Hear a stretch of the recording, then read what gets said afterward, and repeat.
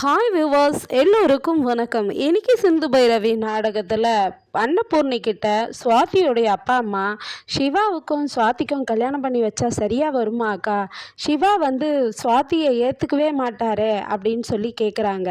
அப்போ அன்னபூர்ணி என்ன சொல்கிறாங்கன்னா அவங்கக்கிட்ட, இப்போ சிவா ரெண்டு மனசாக தான் இருக்கான். ஆனால் நான் சொல்கிற பேச்சை கேட்டு சுவாதியை கண்டிப்பாக கல்யாணம் பண்ணிப்பான். ஒரு நாளும் நான் சிந்துவை மருமகளாக ஏற்றுக்க மாட்டேன். அதனால் நீங்கள் கவலைப்படாதீங்க.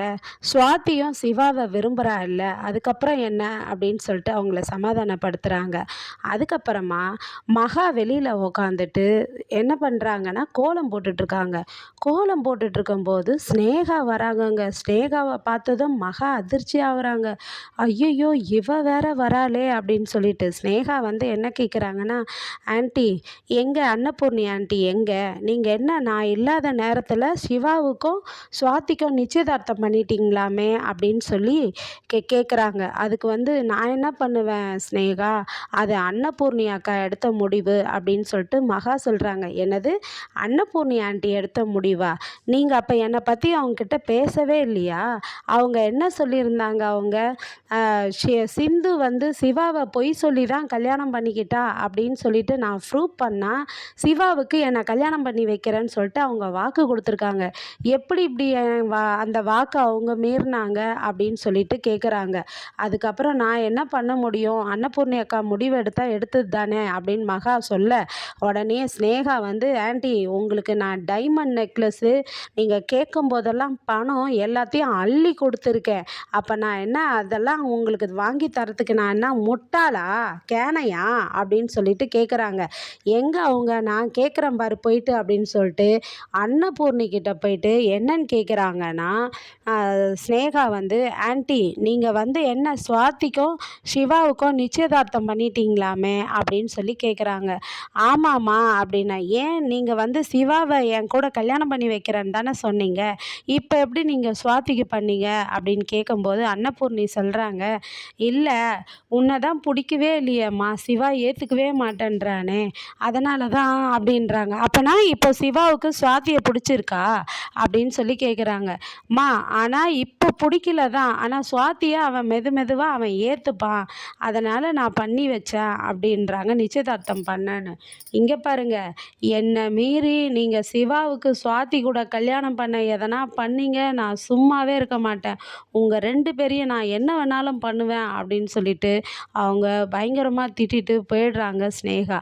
அதுக்கப்புறமா சிவா வராரு வீட்டுக்கு. உடனே சிந்து ஓடி டாக்டரே கேன்டீன் திறக்கிறதுக்காக நான் பத்திரிக்கை அடிச்சுலாம் வந்துருச்சு டாக்டரே அப்படின்றாங்க. அப்படியா, ரொம்ப சந்தோஷம், அப்போனா எல்லாருக்கும் பத்திரிக்கை கொடுத்துரு சிந்து அப்படின்றாரு சிவா.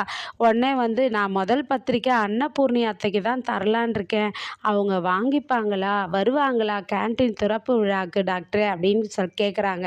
அதுக்கு சிவா என்ன சொல்கிறாருன்னா, அதாவது யார் இந்த ஊரில் பத்திரிக்கை எடுத்துகிட்டு வச்சாலும் அம்மா வாங்கிப்பாங்க பெரியம்மா, ஆனால் வருவாங்களா என்னன்றது என்னால் சொல்ல முடியாது சிந்து அப்படின்னு சொல்கிறாரு.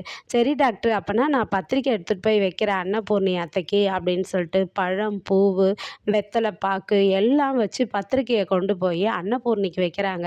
அத்தை கேன்டீன் திறப்பு விழா வச்சுருக்கேன் ஆண்டி அத்தை, அதனால் நீங்கள் வரணும், இந்த குடும்பத்தில் இருக்கவங்க எல்லாரையும் நீங்கள் அழைச்சிக்கிட்டு வரணும் அப்படின்னு சொல்லி வைக்கிறாங்க. உடனே என்ன சொல்கிறாங்க அன்னபூர்ணின்னா, நான் உன் கேன்டீன் திறப்பு விழாக்கு வரமாட்டேன்னு தெரிஞ்சோ நீ எனக்கு பத்திரிக்கை வைக்க வந்திருக்கியா அப்படின்னு சொல்லி கேட்குறாங்க. அதாவது ஊரில் எப்படிப்பட்ட விரோத ஆளாக இருந்தாலும் ஒரு பத்திரிக்கையை வச்சா அவங்க அந்த விரோதத்தை மன்னித்து அந்த விழாவுக்கு வரது இந்த ஊருடைய பழக்க வழக்கம்.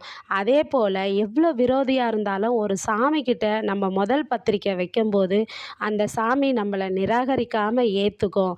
அதனால் நான் உங்களை என்னுடைய சாமியாகவும் என்னுடைய கோயிலாகவும் என் தெய்வமாகவும் நான் உங்களை பார்க்குறேன்.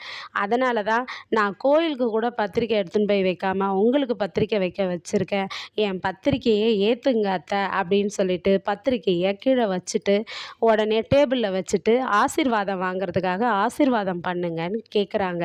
காலில் விழுந்ததும் அன்னபூர்ணி காலை தூரமாக ஒதுக்கி தூரமாக போயிடுறாங்க. அப்புறம் சரின்ட்டு என்னைக்கா இருந்தாலும் உங்கள் ஆசீர்வாதம் எனக்கு இருக்குது அத்தை, அது எனக்கு தெரியும்னுட்டு போயிடுறாங்க சிந்து. அதுக்கப்புறம் மகா என்ன பண்ணுறாங்க, அக்கா என்னக்கா இந்த பத்திரிக்கை எடுத்து கிழிச்சு போடாமல் நீ என்னன்னா கம்முன்னு இருக்க அப்படின்னு சொல்லிட்டு என்ன பண்ணுறாங்க, அந்த பத்திரிக்கையை மகா எடுக்கிறாங்க கிழிக்கிறதுக்காக. அன்னபூர்ணி வந்து வேண்டாம், நான் சிந்து மேலே ஒன்றா நம்ம கோவமாக இருக்கலாம், ஆனால் பத்திரிக்கை மேலே இல்லை அப்படின்னு சொல்லிட்டு அந்த பத்திரிக்கையை வச்சிடுறாங்க. வச்சுட்டு போயிடுறாங்க. என்ன சொல்கிறாங்கன்னா அன்னபூர்ணி, நாளைக்கு யாரும் சிந்து கடை திறப்பு விழாவுக்கு கேன்டீன் திறப்பு விழாவுக்கு இந்த வீட்டிலேருந்து யாருமே போகக்கூடாது அப்படின்னு சொல்லிட்டு போயிடுறாங்க அன்னபூர்ணி.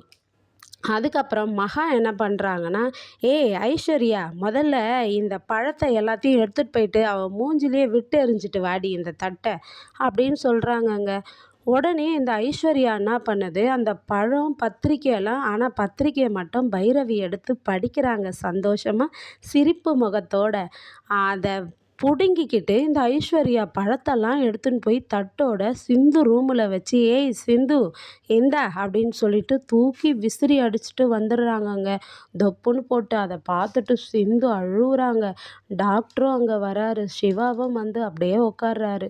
சிவா சிந்துக்கு என்ன ஆறுதல் சொல்ல போகிறாரு, இல்லை நாளைக்கு கேண்டீன் திறப்பு விழாவுக்கு யார் யார் வராங்கன்னு பார்ப்போம் இந்த நாடகத்தில்.